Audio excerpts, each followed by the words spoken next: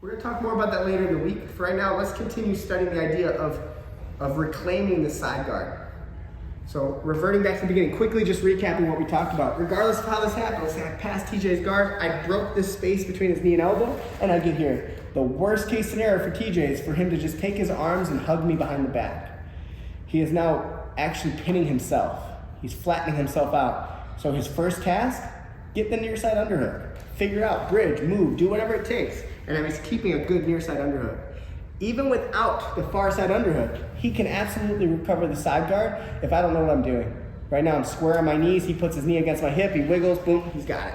Rewinding, as I get more talented, and I start using my hip to hip connection, I start using open wedges versus closed wedges, now it's gonna really help to get your far side frame.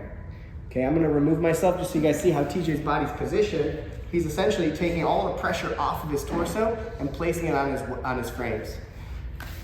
And then from here, just reviewing this idea of hip escape versus reverse hip escape.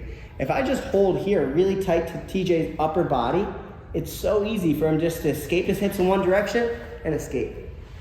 But as I start now framing his hips, it becomes really critical that he gets the weight off of this elbow. He moves my head, and now he can escape his hips, no problem. And notice TJ's using like a bridging motion. That's because he's smart.